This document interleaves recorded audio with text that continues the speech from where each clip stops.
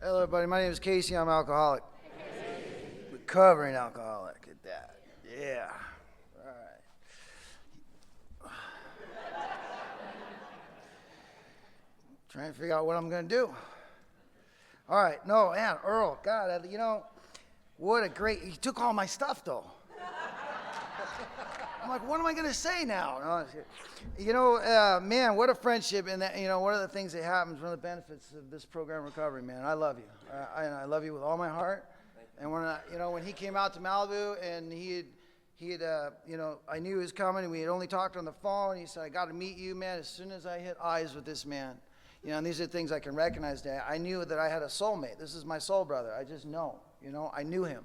And we knew each other right away. These things happen. You get polarized in this way of life. I just want to thank you very much for having me out here, and Wes, you too, man, before, because sometimes I get going, and I forget to thank everybody. Pardon me? Sometimes I get going. Thank you, Wes, for having me out here. Now what? All right. Let's see. I got sober in 91. I'm not a big drunk-a-lot guy, but you know what? I'm going to tell a little bit of my drunk-a-lot because I didn't do it, so why not? Try something new. I drank a lot of booze. A lot. I got 5 DUIs by the time I was 27 years old. 2 of them were within the last 2 weeks of each other before I got sober. And 7 driving under suspended driver's licenses.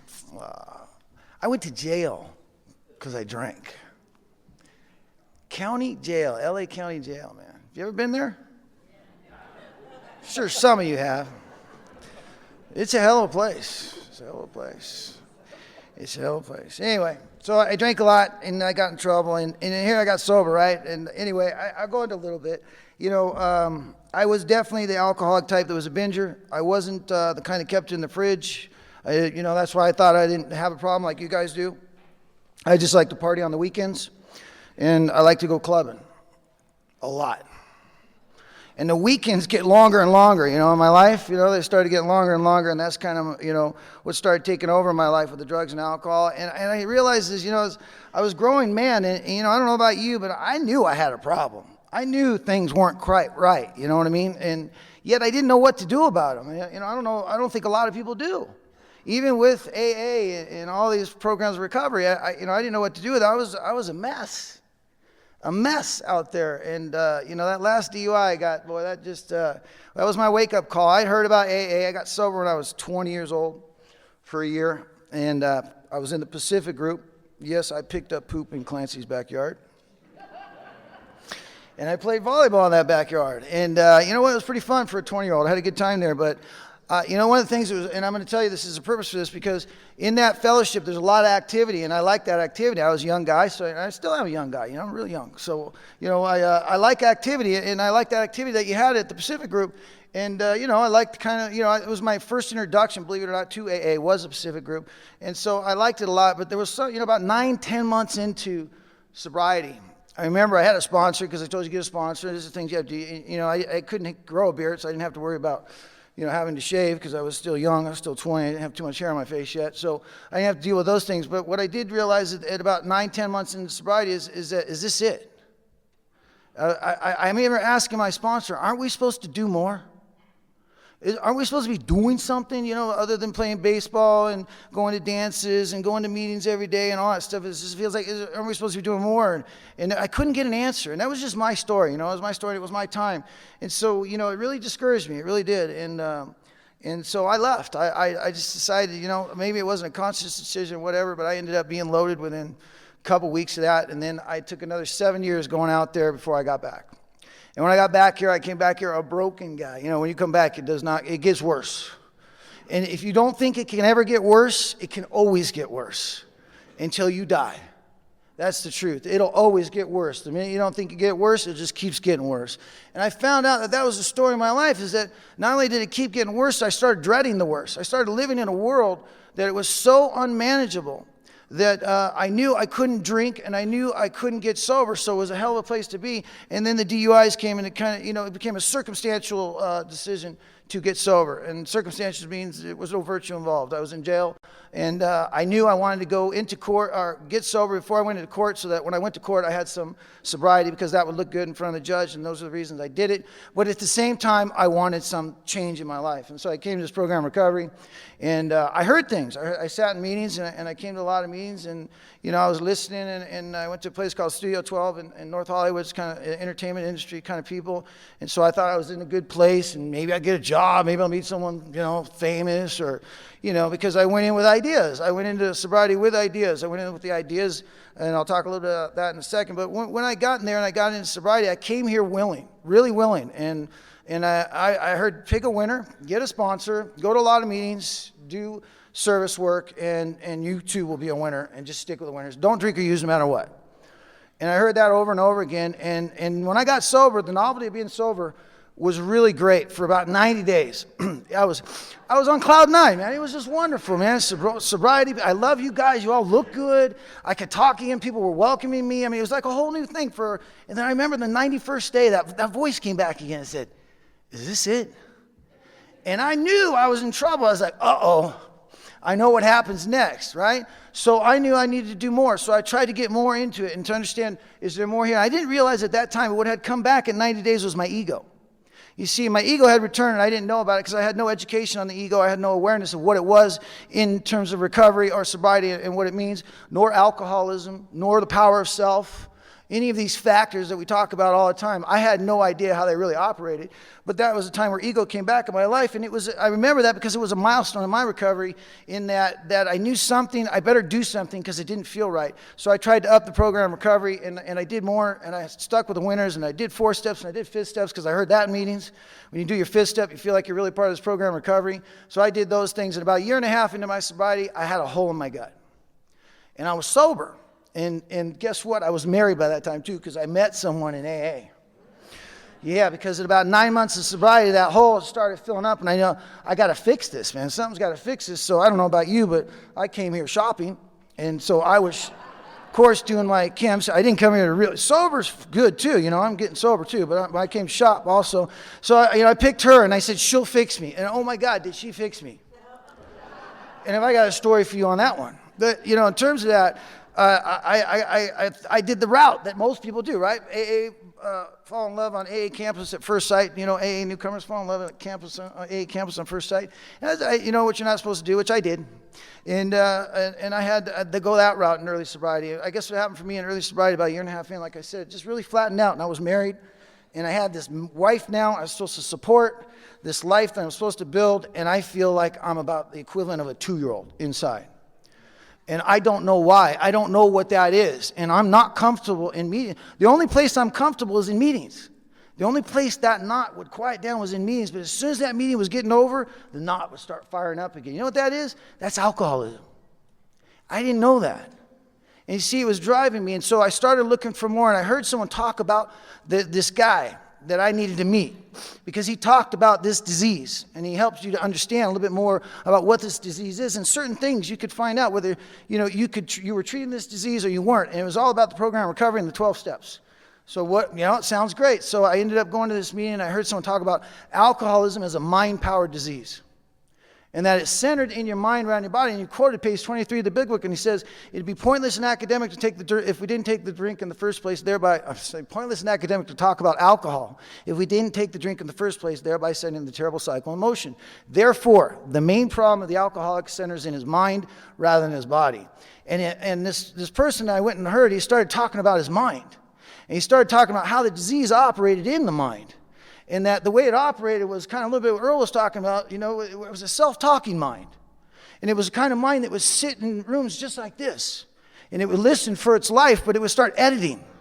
And start criticizing. It was a mind that would look around the room like this, and it was the fashion police. I had a mind that I looked at people, and I looked at the way they dressed. And if I didn't like the way they dressed, I think, they should dress differently. And I started having this mind that operated, and he started describing how he has this mind too. And it was a mind of alcoholism. Then it was a fault-finding mind. It was a mind full of fear, riddled with fear. Not just 100 forms, unlimited forms of fear.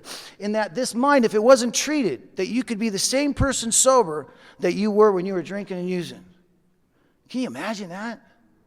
All this work to get sober, quit drinking as an alcoholic or drug addict, just so that I could have the same mind that I had when I was drinking and using? Man, I'm telling you, and this guy was describing, it's like, I'm in, this is it. This guy is talking about what's going on with me. So what's this thing called? Alcoholism. Oh, and I had never heard anybody describe it. I had never heard anybody really break it down in terms of how to recognize it in the moment you're in, which would be important, right? If it by chance pops up. I don't know if it pops up for you guys, but alcoholism pops up once in a while in my life. And if I wasn't aware of it, how am I going to treat it? And if I don't know how it operates, how can I identify it? So there has to be some learning that's got to go on. And I started learning about these words in this print. And that I learned I didn't know how to read. And I learned I didn't know how to hear. I mean, I could read black and white, and I can hear English. But what you say changes once it gets into my mind. And what's in black and white changes once it goes through my eyes to my mind too. And it's like a transformance, right? It transforms into what I want it to be or what I don't want it to be. And I didn't know those things happen. Can you imagine that? Running around the world, changing the world you live in and not knowing you're changing it all the time. By the way you're looking at it. By the way that you're not addressing what's going on. By the way that you don't understand what step 1 is saying when it says you admitted you were powerless over alcohol. And dash, there's a dash there just in case you didn't notice, there's a dash. Your life is unmanageable. Our lives are unmanageable. But you see, I can't read it as our. I had to learn to read it as I. See, we can't do very much. But I have to live this program recovery. You can't treat my disease and I can't treat yours. So there's a certain amount of this program recovery that I was taught to read it in singular form. I admitted I was powerless over alcohol and dashed that my life had become unmanageable. And that unmanageable life was something I needed to look at. And that it was an unmanageable life stone cold sober. Because I was still going to that same mind.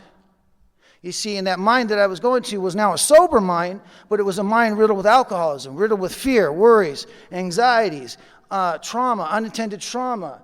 It was riddled with issues that it didn't know it had, abandonment issues, dysfunctional family issues that I just thought you get over one day. I'm a tough guy. You just get over it. That's the deal, right? I came from the streets. You just get over it. And then when I got here, you didn't talk about it. But then if you don't talk about it, how can you treat it? See, and that's what I was starting to learn. It's like, in the first paragraph for the first step, I heard someone say that today. I heard someone in the speaker participation, the meeting, one of the meetings, talk about the first step and know the first sentence of the first step in the 12 and 12. Can you believe that? The first sentence in the first step of the 12 and 12, step 1, page 21. The first sentence. Who cares to admit complete defeat? That's a hell of a place to start. But I found out for me, if I didn't read that for my life, that those words didn't mean anything. And that this thing called alcoholism was a mind-powered disease. And that what had happened is that glass in hand, it's like an illustration of the first step, I had warped my mind in such an obsession for destructive drinking that only an act of providence could remove it from me.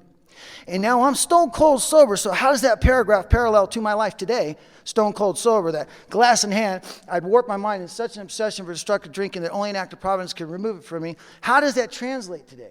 And then I had to realize that warped mind, that I don't have a glass in hand, but what I do have in hand is alcoholism. So, alcoholism in hand is a warped thought. Now what I realize is that I have warped thoughts. And that these thoughts, what warp means is an unreasoned distortion of judgment. Stone cold sober, that I have an unreasoned distortion of judgment. Means that I don't see the world correctly, but I'm stone cold sober. So how can that be? Because my mind's been hurt. You see, it got hurt a long time ago with those drugs and alcohol. What's the reaction for the action? You think, oh, you did all these drugs and alcohol, and now I'm going to quit and it's okay. There's no reaction. Well, yeah, I got to stay sober, and I got to go to meetings and all that stuff. But what's the other repercussions of those actions that I took? And some of those repercussions I found out for me is that stone cold sober, I still have a warped mind. I still have warped instincts. And it talks about in step 4, it says nearly every serious emotional problem can be seen as a misdirected instinct. I'm going to say it again. Nearly every serious emotional problem can be seen as a misdirected instinct. And so I had to start learning about what these instincts were, that there was something driving me below the level of consciousness, and I didn't know it. And that this disease that in fact existed below the level of consciousness, and I didn't know it. And that in sobriety, that unmanageable life means the minute I take it back and I start arguing with you in my mind, my life is unmanageable by me again. And there is no power, because step 2 says that we came to believe that a power greater than ourselves can restore us to sanity, which it's identifying me as a power. See, I didn't know I was a power and that I could take my life back at any time. And the way I take it back is I take it back in here. I start thinking the way I want to think. I start having thoughts that are no good, and I'm not telling anybody about them because I didn't know you were supposed to. And by God, you don't want to know what goes on in my mind, especially if it's about somebody you know or something going on, somebody you like, because my mind's just loaded with trouble. See, I found out for me that I saw more negative than positive, and that was the indicator of a warped mind. And that to come to believe in the power greater than myself, I had to quit taking it back. And the way that I took it back is I started thinking in my life again about the way I'm going to respond to you, the way you're responding to me, what you're saying to me, and what I'm saying to you. They would change in terms of where I was at in any given moment. And that the malady of this disease that centered in my mind is that I could take my life back. And when I took it back, that hole started up again, and the dialogue started up again of the world I live in is a world I don't want to live in. The world I'm living in is full of people who can't drive. You guys can't dress.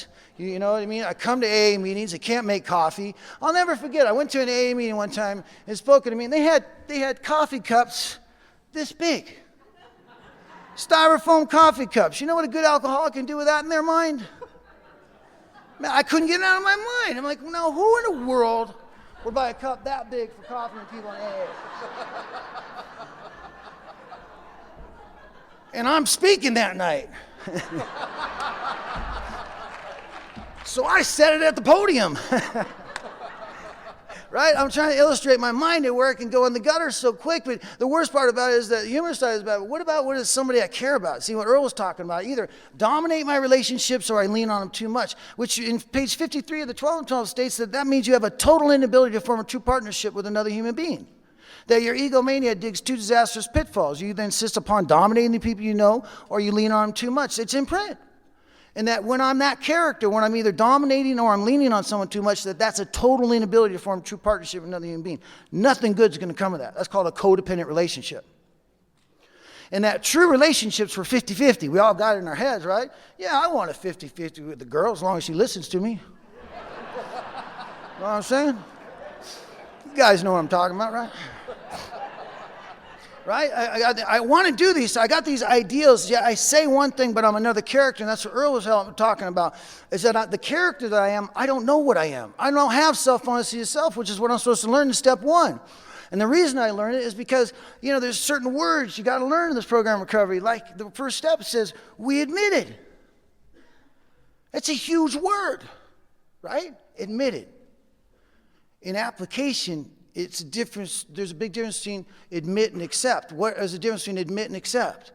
We use those words, right? We talk about admit in the first step, and then 4 paragraphs later, we're talking about we know that little good can come to any alcoholic until he first accepts his devastating weakness and all its consequences of real happiness. He'll know none at all. So accept happens 4 paragraphs later, but at first we must admit. And you know why we admit? Because admit, when you look in the dictionary terms, now I didn't know this because I think admit just means you go into a movie theater, you can get in now, stuff like that, right? And then they were saying we admit it means like, yeah, okay, I got it. But you know what it means? It means something done with reluctance. Can you relate to that? When you first got here, something done with reluctance. Man, I didn't want to be an alcoholic and a drug addict. And I got the terminal disease of uniqueness. I don't want to be like you guys until things are good. Then I want to be just like you guys. When I got my rose-colored glasses on, I want to be just like you guys. When I need something for you, I love you guys. But when I'm in judgment or when I'm in the occupation of self, I don't need you guys anymore. And I don't think I need you guys because I don't want to be like you guys. And who are you guys? What does that mean? That means I'm running around the world and I'm judging everything all the time. Be like what? And who are you? Which means me. I don't even know myself, yet I love this part, right? I got a, what's it called? I don't even know how to say the word resentment. I'm sorry. I got a resentment with someone. It's like, you know what I mean? How did you figure that out if you don't know who the hell you are? Maybe you think you're angry at them, but you're really not angry at them because your mind's saying a warped thing that's not really true, but your mind's telling you it's true, but it's not true, but you're acting like it is true. What do you think of that? Wait a minute, let me get this straight. So my mind tells me something, and then the way my mind functions, it turns that something into something that it's not, but my mind tells me it is what it is, but it's really not what I'm thinking it is, and then I act on what I think it is, but it's really not what I'm thinking it is, right? Yeah, kind of like that. You get lost, and this is just me talking now. I wasn't including anybody else. See, because I got voices in my head, man. I talk to me all the time. I talk to me about you. You need a lot of fixing. And check it out. If I can fix you, maybe I won't be so broken. What do they call it, two-stepping? You see, right? That means that my mind starts telling me about how I can fix you. And you're not asking my opinion, but I'm going to give it to you anyway. And I usually do it in the form of demeanor. Like that. Those kinds of things. Shit like... I'm sorry. But it's like I got these things, the way I would like to work on things in the way that people bother. A lot of people bother me. Like 99.9% of people bother me. They talk about that in step 10 too. They say that I can possessively love a few. I'm indifferent to the many, and God forbid if you've crossed my path, because you are my arch enemy. That means just literally cross my path. That doesn't mean you did anything wrong. That just means we cross paths. Because I hate everyone, don't you? God, you people get on my nerves, you know what I mean? I drive down the freeway. You guys don't drive right. I see it all the time. You guys are either you're speeding when I want to take it easy, or you're not going fast enough when I got things to do. And I know you're in here. You're laughing at that, aren't you? Because you're on the freeway. You're pointing at me, huh? There's that guy again, huh? Watch, he'll go nuts, man. All you got to do is act like you're on his lane. He'll freak out on you. He'll want to pull you over and fight and stuff like that. I could be made a comic of while I'm driving down the freeway because the way I drive it, I didn't know that that's alcoholism, untreated alcoholism on the freeway. And that you don't got to piss me off, dude. I'm already pissed. All you got to do is not turn on your blinker and come in my lane. And it's on. Now, everybody who's ever crossed my lane, stepped on my toes, or got in my way, now you represent every one of them. See, because it talks about that in step 4 too. It says I'm the victim of erratic emotions. That I can perceive them quickly in others, but only slowly in myself. I didn't know I was riddled with erratic emotions. You know what erratic emotions are? I'm sure none of you guys do. But man, this is people. Erratic emotions where like one minute you're here, and then the next minute you're up here, and then the next minute you're down here, next minute you're up here. These are called erratic emotions. Or 1 minute you're emotionally not real, kind of stoic, not saying anything, and all of a sudden you lose your cookies and your eyes start to open up, and the thyroid looks like you're having a thyroid attack. Spit starts coming out of your mouth, and you cuss off everybody in the room in AA and say you all need to learn the traditions because you don't live by any of them, and I'm out of here. And then you come back the next day and say, I'm sorry, I'm an alcoholic. Step 1 in 10, baby. 1 in 10, man. Right now, what are you? I'm sorry, I'm an alcoholic. Excuse for anything. 20 years ago, it used to work. Now the public's savvy to us. They know we're liars, even though when we're sober. Hey, man, I want to see true change, brother. Anyway, the thing about that, and that's something we're talking about, true change. What is that? What is true change? And what does it represent? Because we're here, right?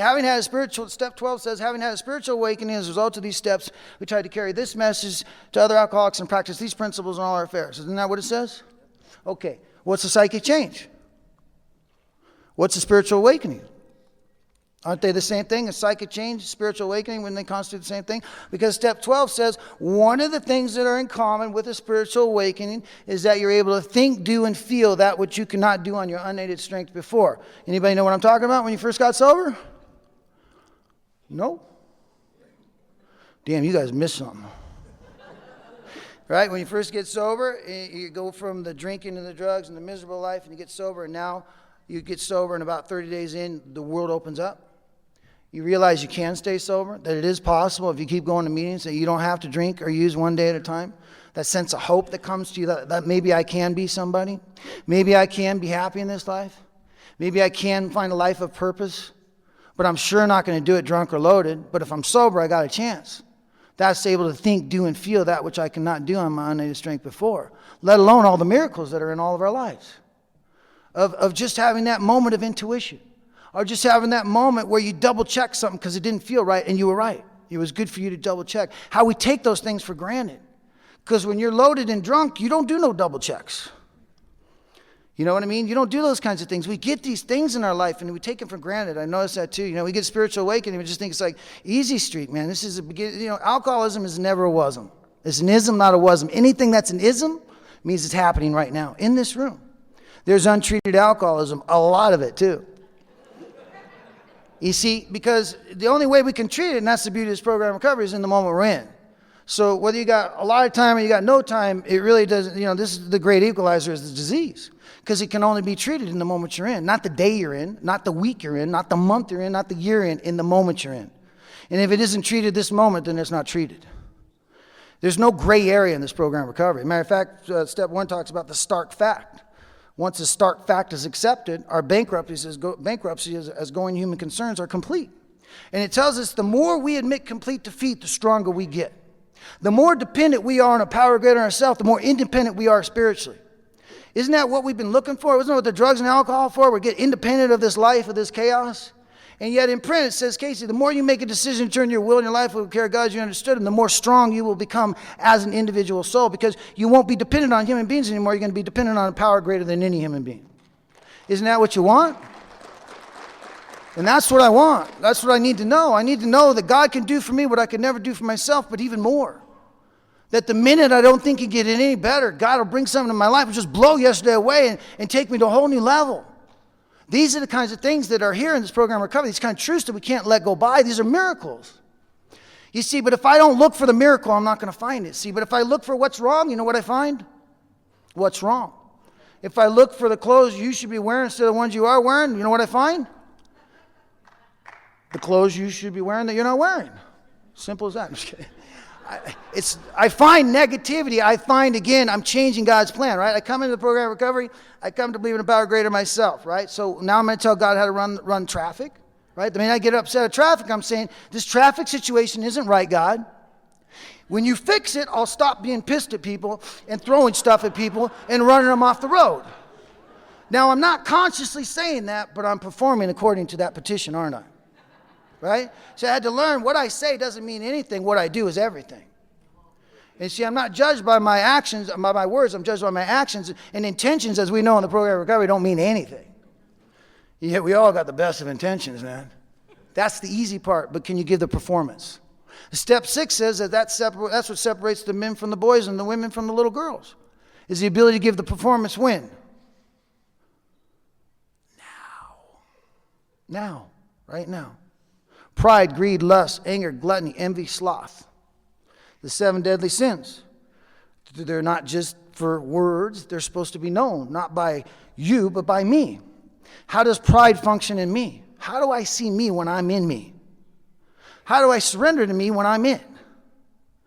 How do I defend me from all that trauma and all that hurt that exists below the level of consciousness? At the time of those occurrences, I certainly wasn't prepared to deal with them because I didn't have any way of life. So how do I defend myself from being beat as a child, being taken out of my home as child abuse by the state? In 1970, that means you were getting thumped pretty hard.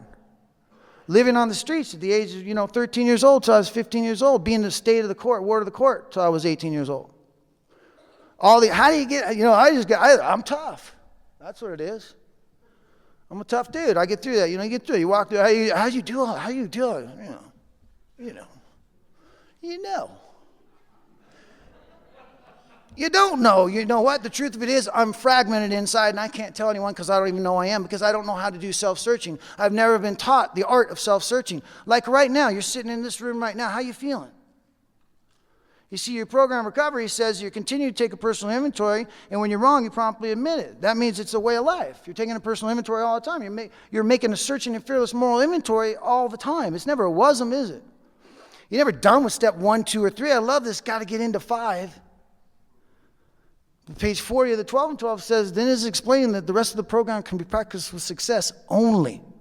And you will find that word very rare in the 12 and 12, only when step 3 is given a determined and persistent trial. Only. So the whole run into the 4th and 5th step thing is not what it says in black and white. But, again, we try and corrupt things to, because it's easier, right? Why read the 12 and 12? Bill was on acid when he wrote it.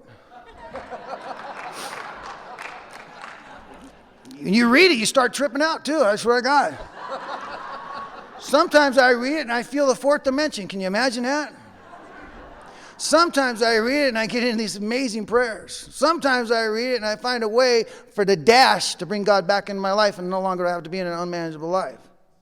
You see, it's organic. It's a way of life. Just like my mind. See, my problem's in my mind, not my body anymore. If the drugs and alcohol are in my body, my problem isn't in my body anymore. Now it's in my mind. But you can't weigh my mind. You see, I had to learn the difference between my brain and my mind. You can weigh my brain, but you can't weigh my mind. My mind's the one that's warped. The brain is also the trigger that's warped. And we all know our brain thinking's all messed up. Hardwired memories are called. When you have all that trauma, it doesn't go away. So see, as I started to learn about this program of recovery, I had to start acknowledging a warped mind the day I was in. I had to start telling my sponsor, my spiritual advisor, man, you wouldn't believe the thoughts that came over to me today. I was looking at everybody and thinking how they should be wearing their clothes and that the clothes they're wearing are ugly. I was looking at all these women and thinking their hair should be this way, not that way, and they should lose weight. And I was looking at all these guys and doing this and doing that.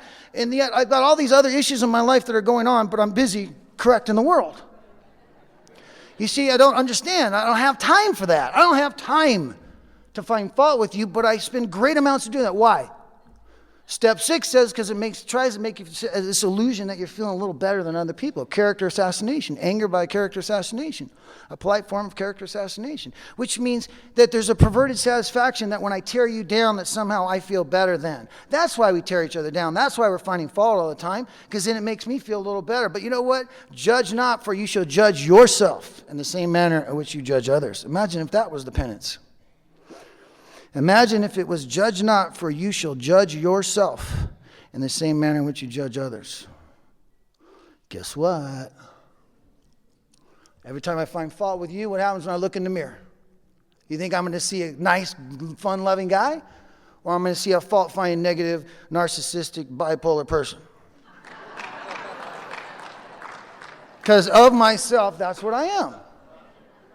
How else could you be anything else? Look at the life you come from. Look at all the way you handled this world, man. How would you be anything else? Thus, the old character must die and the new character must be born. In page 100 of the big book, it says, both you and the new man must walk day by day in the path of spiritual progress. Both you and the new man. Me, the character that I am right now, and the new man, which means the character in alcoholism all broken, busted up, and the new man. Me and the new man. The new man that's built by the principles of the 12 steps. The 12 steps are in a logical order for him to build a new character. From steps 1 to 12, from paragraph 1, 2, 3, 4. Each paragraph builds a new character. That's why in the first paragraph of step 1 it says admit. In the fourth paragraph it says accept. There's massive, eloquent buildings that go on throughout the entire 12 steps that build a whole new psychic change. As you know, I mean, what are you going to do? Wait till you get to step 12? Then you're going to be okay? It says in the foreword that AA's 12 steps are a group of principles, spiritual in their nature, which if practiced as a way of life can expel the obsession to drink and enable the sufferer to become happily and usefully whole. A group is many components to make up a whole. A group is many components to make up a whole. A triangle is a component that's made up of a whole concept. You touch one end of that triangle, are you touching it all? You touch one step, you're touching them all. There is no rush. It's quality, not quantity. We hear about that all the time. And again, I'll ask you, what is the first sentence on the first page of the first step in the 12 and 12? Let alone the second paragraph, the third paragraph, the paragraph on 23, 24, and there's more pages too, just so you know. That they're supposed to be alive in me right now. See, I don't have a speech. I don't comment. People asked me yesterday at the workshop, so you get ready for this stuff? Like, no, man, I just swing from the hips. It's organic. If it's not on, it's not on. If it isn't going on right now, then it's not happening. I could tell you a bunch of drunk, funny stuff. I'm a real funny guy. Who laughed over there? I didn't crack a joke yet. Yeah, I'm funny. Now you funny too. And now I'm in that world again, where everything's funny, right? Except for it ain't right. See, I didn't realize that at any moment, Bill Wilson wrote that this alcoholism and this addiction, it waits at every man and woman's elbow to resume its destruction. You know what that means? I'm one thought away from this disease. One thought, and I'm that character again. All I have to do is one negative thought from self about you, and I become the old Casey again. See, both me and the new man must walk in the path of spiritual progress, which means that if I'm not in that new character, then I'm that old character. There is no, I'm a little bit in my disease, but I'm also a little bit in the good guy too. I'm either in it or I'm not. I'm either in the program of recovery or I'm not. That's why this is life and death. That's why people die stone cold sober. And that's why people get loaded after 20, 30 years of sobriety, let alone 5 years. And that's why 95% of us will not stay sober longer than 5 years. And that's why 85% of us who go to rehab will get loaded within the first week. Because there's something missing. And what's missing is a message. You see, you need two components in this way of life. And if you want to manifest any kind of change from what I've personally discovered, and you need a methodology and you need a power. See, I lack the power and I need the methodology. The methodology is 12 steps. There's only one set of steps for all alcoholics, all drug addicts. Only one. They treat all disease, race, creed, color, none of that matters. One set of steps. You see, but we like to mix them up and fruit them up. But there's only one set of steps. And I ask you, how well do you know those steps? Because you should know them better than I know them. I don't have a photographic memory. I live it. And it's not that hard to do. And I was taught that my life had to become important to me. And the life I'm talking about is my inner life. The way I feel inside about the world I live in. The way I feel inside about when I look in that mirror. See, I found out for me that step 2 says all you really need is an open mind. Quit the debating society. Quit asking yourself such deep questions as whether it's the hen or the egg that came first. That's the debate. See, I'm always in debate. I sit in rooms like this and I debate. Like, why are they running the meeting like this? There's a big-ass hole in the room. What are they doing there? They could have put chairs there. You know what I mean? What kind of stuff? I'll start talking to myself. It's like, where the hell's the coffee? Why isn't it in the damn room? Well, you can't drink in here or what? Dudes up there got water. Why isn't there shit back here, man? What's going on? I'll start looking at, where's the donuts? Is this a cheap convention or something, man? What's going on here? We're in Vegas, man. This is where the high rollers come, right? What the hell are you doing here, man? And my mind will just start going. It operates that way. It just takes one thought and I'm off and running. The room, does your room smell like mildew? You know what I'm talking about, don't you? Thank Laurel for that one. You know, it's that mind, right? It's always fun and fun. But getting to the seriousness of it, too, is like, but what if it doesn't have to be that? What if you can't open up your mind? What is an open mind? See, I thought an open mind was, you know, I'm cool with gay people and I think aliens exist.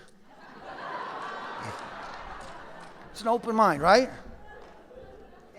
And women are equal with men. Sometimes.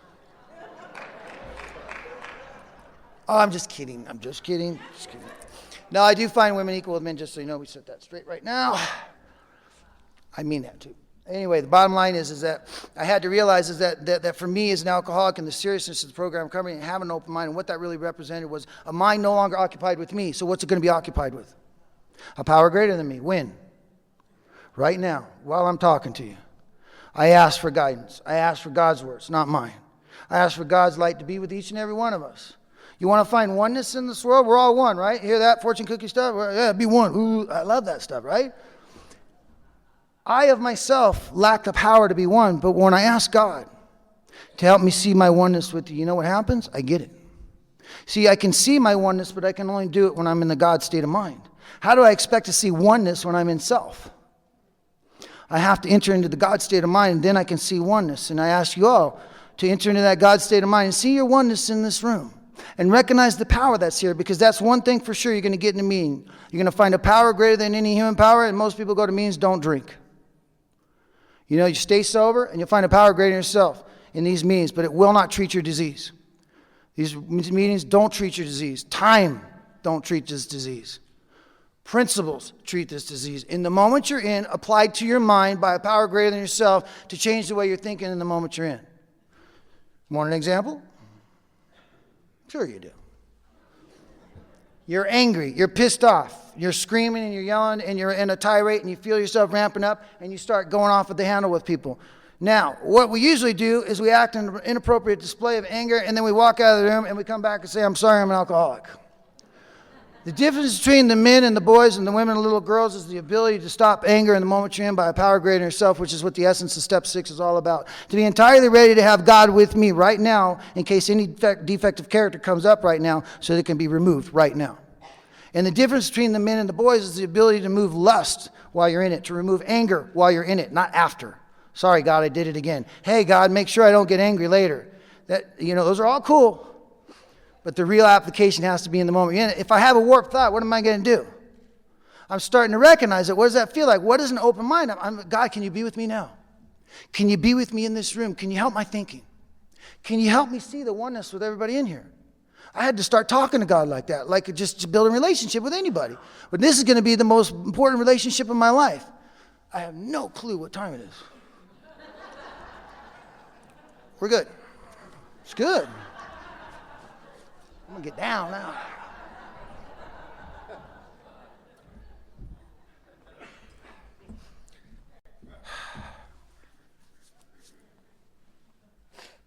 All right.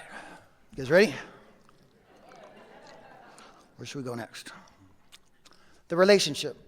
And the relationship that I need to have with the power greater than myself and what that means. How do I go about doing that? And step 2 says, all you really need is a truly open mind. And then it says that the principle of all scientific progress is to search and research again and again, always with the open mind. Ask people, how do you talk to God? When do you talk to God? When should you talk to God? What's the difference between God's will and my will? Anybody ever have that question? The answer is there is no difference when you're in the program of recovery. There is no difference when you are aware of God. It's like step 2 indicates where you come to believe in the power greater than yourself. And step 3 illustrates where you made a decision to turn your will and your life over to the care of God as you understood Him. There is no difference between your will and God's will. Isn't that kind of cool? And what's the serenity prayer? It's a hell of a prayer, isn't it? Right? It's got a lot of depth, doesn't it? I wonder what the depth of it is. I wonder if the depth of it is such that maybe we even miss it sometimes. That God grant me the serenity to accept things I cannot change. Now we're going back to page 100 of the big book. Both you and the new man must walk day by day in the path of spiritual progress. God grant me the serenity to accept the things I cannot change. The character that I am by myself that I brought to this Alcoholics Anonymous and that I built, and the character that I am in my alcoholism, I cannot change that character. The courage to change the things I can, which is to build a new character, one principle at a time, in application the moment I'm in, according to the order form of the 12 steps, from 1 to 12. And the most important part of all, God, can you give me the wisdom to know the difference of which character I am in this moment? Has a little punch to it, doesn't it? See, how do I know whether I'm in the disease or I'm in the program of recovery? The serenity prayer is there for you. Serenity prayer is there to give you the wisdom to know the difference. It's also there and for all other areas of your life that things matter to. You see, I don't need people, places, and things, get back to resentments, people, places, and things. What does that mean, man? I've had an issue with people, places, and things since I was 5 years old. I had an issue with people, places, and things before I started to drink, remember? We all raised our hands to me. I knew when I was a kid I wasn't like other kids. Anybody ever feel that way, like Earl was talking about? Or am I the only one? I'm the only one? Damn. I knew I was unique. You see, that's what we ask that question. We don't realize that's victimhood. Now you're the victim when you're not like other people. Now you get the bad end of the stick. That explains why you got the short end of the deal. We don't even know why we're asking those questions, and we're summarizing our whole life so that we can enlist in the idea that we're losers and we're going to be broken, we're never going to be right. Because we keep concurring that, because we keep confirming that with our ideas about I'll never be with anybody. Anybody in here who's single, not in a relationship, think they're going to be alone the rest of their life? I'm sure you probably never have those thoughts, but some people do. That's an unreasoned distortion of judgment. That's a warped thought. That cannot be a thought with God in mind, can it? Now, if I ask God, if you want to be in a relationship, you want to meet someone, God, I would like to meet someone in the future. Do you think it's possible? Let's hope you say yes inside. Now, if I ask self, then what do I see? I see yesterdays of emptiness, and so therefore, what could I see? Anything full in the future of the power of self. Of myself, I'm nothing. The Father doeth the works. These are really true words. You see, and what it means is that of myself, I am the character that I brought here that's broken, has been injured. Now I'm going to give you a little bit of real whammy. It's called the instincts. And it also tells us on page 50, by now the newcomer has arrived at the following conclusion, that his defective characters are nothing more than a representation of his instincts gone astray. And I'm sure you all know what that means, because I know there's a lot of newcomers in here. But it says that on page 50, you should read it. Because it's telling the newcomer knows this. So I wonder what area we're at when we realize this. That my instincts gone astray, my defects of character are nothing. See, I can run around my whole life. God, help me with anger, help me with lust, help me with greed, help me with pride, help me with envy, help me with sloth. And just keep going, treating it. And God will take that away, and then I'll be back in it again. And I'll be back in again because I keep taking it back. Because why? I'm not treating the cause. I'm just treating the symptom. Defects of characters are nothing more than an effect, aren't they? That's what we're reading in step 4. And then you realize the defective character, before the defective character comes, every defective character has a fear. And before the fear comes, there's an instinct. Instincts are subconsciously motivated behavior. That means you don't have to think about them to do them. We have 3 primary instincts, guys. Sex, security, and society. These are the 3 primary instincts that Bill Wilson wrote about, where they realize that this is where all the trouble for alcoholics and drug addicts come in, and where the ism really exists. But I'm sure none of you guys have had any sexual deviant relationships that have scarred you in your life. But there are people in recovery who have. And I'm sure none of you guys have ever had financial issues or spent money that you shouldn't have spent beyond your means and lived in a financial recklessness or anything like that. So therefore, you probably have no security issues on a financial level. But there are people in recovery who do have troubles with these things. And I am sure there's nobody in here that is concerned about what anybody else in this room thinks about them, because you're so independent and so, dependent on God that it wouldn't matter if people threw you darts or said bad things against you. You wouldn't even pay attention anyway, right? You just turn the other cheek because your social instinct. But there are people in recovery where their social instinct is so bad that they get here in rooms like this and they think they're all alone. They're isolated. They feel lonely and isolated, sitting in a room just like this, full of people in a chair. Because that's what the disease is. It's a disease of isolation, isn't it? That's how it gets us. And in that disease of isolation, it still happens in recovery. You walk in rooms and that social feeling is part of the things we're starting to learn, is that what happened? What's that going on? What am I supposed to do when finances are tight? And yet, you know what's great when money's really tight? What's the greatest thing to do when money's tight? It's the best thing to do when money's tight. Go buy something, damn it. Yeah, of course. It'll fix it, right? That's alcoholic arithmetic. That's a warped instinct, right? The instinct for security says, no, not now. When you have money, you do that. You don't do that when you're broke or when you're tight. That's not the time to do it so that you can try and fix the feeling. And you don't even know that's what you're doing. But see, think about if you lived your whole life not knowing that instinct nor how that security instinct operates, and you just keep spending money like that over and over again. How can God take something from you don't offer? Step 5 tells us that God cannot take anything from us that we do not offer. God will never do for you what you could do for yourself. God will work with you, but will never work for you. How many times are like, God, fix this, man. Get this, goddamn fix this thing. What's wrong with you? And then when God doesn't fix it, what do? I guess I'm being tested. Right? 8 billion people on the planet. God says, wait a minute. I need to test Casey. Stop everything. Cosmic clock stops. Casey, you're going to test right now. It's going to be a long, grueling one too. So that I can sit in a meeting saying, God's testing me right now. I don't realize the arrogance of that statement, do I? But it is quite arrogant, isn't it? How did it become about you? But see, that's the riddle of our life. That's what we're martyrs. We're born martyrs. Which means I have sacrificed for so many people, don't you know? And they all took advantage of me. And they betrayed me. And I'm such a nice, genuine person. I never have agendas. I never have ulterior motives. Everything I do, I completely forget about after I do it. Oh, hell no, I got a list in my pocket of what I did for you 10 years ago. You see, I remember everything. That's what self must do. Self must construct self. Self must remember. Self must protect. But when you're living a program recovery, that's not necessary anymore. I don't need recognition. That's what step 7 is talking about. Humbly ask and remove our shortcomings. A shortcoming is something I don't do that I should do. Step 6 says we're entirely ready to have all these defects of character removed. A defect is something I do that I should not do. A shortcoming is something I don't do that I should do. A defect is something that I do that I should not do. They are polar opposites. 6 and 7 are nowhere near each other. If you've ever heard that, that is a misnomer. Yes, it is. Yes. All right. So, that open mind and going back to it and about that relationship that needs to be this. Yeah, I got to ask God for the words. I don't know what to say. I don't know how to live. I don't know how to walk in, and do things. I need help. I can't walk in that door without God. I need God to go to the bathroom. You know what? I have sex with God. It's that intimate. That's how important it is. I only say that to realize how intimate that relationship must be. How when I come to believe in a power greater than myself, that belief in that power is I no longer need to edit the world or you.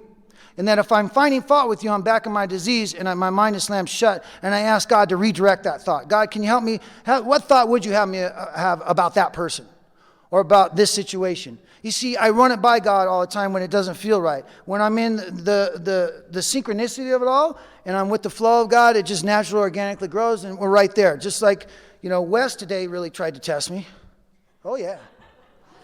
He said, check this out. I'm going to hold up Casey for 2 hours in the VIP lounge and make him feel like he's really not important. Right? Isn't that what he did? That's what my mind told me he did. Anyway, there's a little delay earlier. And the thing about it is that don't we learn to go with the flow no matter what?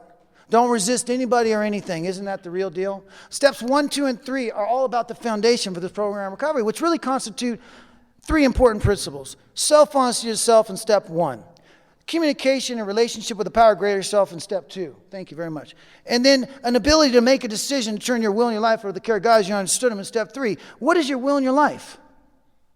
My will is what I want. My will is the things that I think that I should have in my life. And my life are all my memories and their effects. You see, I give that to God now.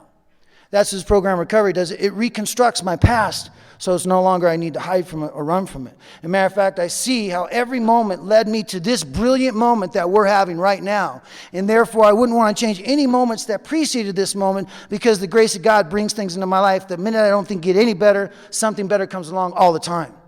That's the world I want to live in. That's the world I've been promised. On page 25 of the big book, it says the great fact is this and just this, that we've had deep and effective spiritual experiences which have revolutionized our whole attitude towards God, towards life, and towards our fellow man. And the central fact of our lives today is that God lives in our heart in a way which is indeed miraculous and is doing those things for us which we could never do for ourselves. That's a promise. God says, you give me 100%, Casey, and I'll take care of the rest. I'm never going to ask more from you than you're capable of doing. Some days you only got 20%, guys. You give that 100%, that 20%. You can't be on all 8 cylinders all the time. You cannot win every day. As Earl says, you can't be sparkly every moment. There's no more depression in my life. Page 53 of the 12 and 12. Page 45 of the 12 and 12 told me that. It says in there that if temperamentally we're on the depressive side, we're apt to be swamped with guilt and self-loathing. We wallow in this messy bog, often getting a misshapen, painful pleasure out of it. We painfully pursue this melancholy activity. It can lead us to death or institution or death. And that this is pride in reverse. It's not a moral inventory at all. That we can flip on our own selves. We can become our own worst enemy in depression, in temperamentally sensitive. I'm sure there's no temperamentally sensitive people here. But just so you know, in recovery, there's a lot of people that are temperamentally sensitive. And they're apt to be swamped with guilt and self-loathing. They wallow in this messy bog, often getting a misshapen pleasure out of it. You ever want to get yourself sick so you didn't have to work? What kind of job do you have to where you want to get yourself sick where you don't have to work? Something's missing. You're not being true to yourself. There's a security instinct going on. You should be able to do what you want to do. And it isn't about doing what you want to do. It isn't like, oh, you're going to just go get that bonus job. You know what we got to learn? We got to learn to put love in whatever we do because we put reluctance in everything we did. I never did anything with passion. Page 22 of the 12 and 12, second page of the 12 and 12, and the first step says that in A's pioneering time, none but the most desperate cases could swallow and digest this unpalatable truth. But a few did, and when they laid hold of the A principles with all the fervor in which a drowning sees a life preserver, they invariably got well. Do you know what fervor is? When they laid hold of the A principles with all the fervor in which a drowning sees a life preserver, you know what fervor is? Passion. It's telling us 2 pages in, it's time for passion. You've got to live with passion. You have to live these principles with passion. And the way you're going to live them with passion, it tells you on page 23 in that same step, that once the malady is planted in the mind of an alcoholic, they can never again be the same. That they can even go out and try out some drinking, but they'll bear in mind what we told you about alcoholism being a mind-power disease, a disease that centers in your mind, a malady of the mind. Step 2 says we're willing to say we're problem drinkers, but we cannot begin to endure the suggestion, in fact, we're mentally ill. You see, if I'm not talking to God, you know who I am talking to? Me. You know how many thoughts the average human being has in a day? 64,000. Those are the ones they're tracking, homie, on your neurons. We're the ones they're not tracking in God's realm, right? 64,000. Anybody think they can manage that in the day you're in? If they had just told us that from the beginning, we probably would have turned it over a long time ago. Indeed, the reason you want to give it to God is because you got 64,000 thoughts a day anyway. I would have said, damn, I'm done. I can't handle that. And they're all negative. 63,999 are negative. You want to hold on to them or you want to give them up? The truth will set you free. If you just realize what you're up against, you don't want what you got. You want what's in the print. You just can't see how bad off you are. Stone cold sober. Because you're hiding, but you're not hiding. You know why? Here's the kicker, man. We are the victim of erratic emotions. We can see them quickly in others, but only slowly in ourselves. I can't see me. Self will not reveal to me. That's why I need all of you. You see, if I thought I got it and I had it nailed down or self could reveal to me, what the hell would I need you guys for? I'd be done after a while, right? 22 years later, I'm out. That ain't the way it works. It's an ism, not a wasm. Not only that, it's stronger today than it was yesterday. And whatever program recovery I had yesterday is not going to treat my disease today. It's organic. It's alive. This program recovery is organic. It never dies. It is not from 8 to 9:30 at night. It's all the time. It's even while you sleep. You see, you get up in the morning, you know what the first thing you're supposed to say? Not, oh, damn, the mortgage is due. Oh, God, I get the tires fixed. I'm going to beat the dog if it doesn't shut up. And, babe, you better get over here because I want some. No, that's not the first thought in the morning. First thought in the morning is, good morning, God. First conscious thought, good morning, God. Let's have a great day. First thought, good morning, God. My mornings start out like this. As the dawn telleth the coming of the new day, I purge myself in the beauty of the dawn. My soul quickeneth with the telling of the coming of the new day. This day will be of my making, whether I choose to live in spirit or flesh, on the mountaintop or earth mountain. My yesterday was what I made it, perfect or imperfect. I see it in memory only. My today is what I will to make it. I will to make it perfect. I have the power to build the day or rend the day. If I rend the day, I create mayhap 10 times 10 to undo the rending. If I build the day, I will live the day in the fulfillment of the one purpose, which is God's purpose for me to fulfill. That's a quarter of it. It's not for applaud. It's alive. You get it? Rend the day. Build the day. If I live the day in God's presence, I fulfill that day. I shall know the transcendental joys of creation. I shall know immortality. I am not my body. I am my spirit. So are you. That's why spiritual program recovery works. Your body is what gotten in the way your whole life. We sold out for the body. We're sellouts. That's why we're here. We gave in. We thought the body was going to make us happy, and it didn't work. The only thing now that's going to fix it is you got to live each moment in a spiritual way of life, or you're in untreated alcoholism. No big deal. Action, reaction, right? That's the reaction to all those actions. If you're not treating it now, then you're in it.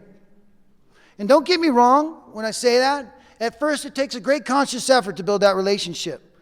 But you see, God will never ask you for anything that you can't do. God will never leave you where God can't be found. Every time I've ever asked for God to be there, was God there. Never once have I made a petition for God to be there, was God not there in my life. Never once. I have not been in depression once since I discovered on page 45 that it was self-authorized. Don't get me wrong, there's chemistry out there and we pass things where we don't have chemical control. I'm just talking about me. I'm not talking about everybody. I didn't have those chemistry things going on, okay? So that's where my life is. What that means to me, though, is that I don't authorize it. I mean, I don't feel great all the time. It doesn't mean I'm sparkly all the time. Matter of fact, I've had a couple years of a lot of fun on a financial level. I'm sure none of you have, but I have. And it's been tough, as it is tough, because that money stuff, we're not supposed to make us happy. Money can't buy me happiness and love, but I'd sure like to give it a try. That's the truth. That's the thing I've been shooting for my whole life. I got here, you asked me what I thought would make me happy. The right amount of money, the right babe, and if everybody in the AA knows I'm the man, then we're on. That'll make me happy. That's my idea of happiness. The problem is that once you eat a meal, as soon as you get done eating that meal, the body starts degenerating and need more food already. So the body will never be satisfied. It's transcendental. It's in motion all the time. The only thing that's stationary is your soul, man. The only thing that's real and that's eternal is the soul of you in you. That's all that ever was real. Our bodies are nothing more than vehicles to transport this soul to see what you're going to create in this life. Your hands are the mold, but your hands don't know what they're doing. Your right arm has no idea whether, if you're a surgeon, your right arm doesn't know, this is really in the neuron area. I better be careful with this left hand. The right hand, hey, watch out, right hand, don't get in the way either. Your hands, your body doesn't know what it's doing. It's your mind driving. That's your conscious energy that's building your life. And it's building the form of your life, and it continues to build the form of your life. And this program recovery says you aren't to do it alone ever again. You do it in a cooperative effort with a power greater than any human power. That's your power that you came to believe in, not somebody else. Why is it understood, not understand in step 3? Because it needs to be understood by each individual. It's not an understand universal thing. Made a decision to turn our will and our life over to the care of God as we understood Him. I know you want to say understand Him. We all do when we first get here, until you realize, why is it understood? Because it's ongoing and it's something that's happening right now. And it's understood that God's the power for my life that I came to believe in step 2. Step 2 is the relationship. Step 3 is where you can make a decision. I can't even make a decision until I get to know God. I can't make a decision until I feel that presence of God in my life, until I can see God in your eyes, until I can see that faith work in my life, and I can see impossible situations transcend, where I can calmly sit through amazing situations and not panic or get upset because I'm asking God to be with me and to guide me and to keep me quiet in this moment. And again, I've never asked for God to be there. Was God not there? These fruits are for each and every. This is not about a bummer deal. This is about you finally being the best you could ever be. Think about it, man. You're only this far from being your superior self. Look how hard you work to just keep up your gruggly self. This much more and you get to be brilliant. This much more is the part that separates mediocrity from brilliance. It's the truth. It doesn't take much more. This way of life is saying, be brilliant. Someone going to kick me off the stage here soon? Okay. This way of life is not about, it tells us in step 12, it's not about enduring life or mastering life. You got to get over those ideas. You see, I want to master ninja everything, right? Or all of a sudden I'm like, yeah, I'm taking it. Pooh. Oh, yeah, I'm taking it. Pooh. And I'm enduring life. You ever feel like that in recovery? Oh, well, life sucks. Life's real. You hear it in me all the time. Well, shit happens, man. Life happens. Life don't happen. You happen. All that crud, that's you. All the good stuff, that's the grace of God in your life. That's what you want, but you got to ask for it. You got to find it. You got to align yourself with it. You got to be in that rhythm, and it's not that hard. It takes a little conscious effort, but first and foremost is I had to surrender. I'm the problem. My thinking's the problem. I can't operate that way anymore. I have to invite God into my mind all the time to restore that thinking to normalcy. And so that I can live in a world where, like I said, the minute I don't think it ain't better, God brings something into my life that just blows yesterday away. That what's really important in life today is personal relationships. It also tells you in step 8 that the cause of all your troubles, including your alcoholism, is personal relationships. That personal relationships are distorted. When the distortion of these relationships took place, they have violent emotional twists. And when they happen, they changed and discolored us forever. That stuff your mom and dad did changed you forever. And if you don't treat it, then it's got you. You have to expose it and check it out. 40 years later, 50 years later, it's still affecting you today if you haven't treated it. You got to figure out how it is affecting you today. It doesn't go away until it's exposed. God can't take it from you until you offer it. That's why we give everything. I don't hold back anything. There are no more secrets. There's no need for them. The truth will set you free. I know the message has been delivered here tonight. Because again, never once have I ever asked for God to be here and was God not here. God bless you.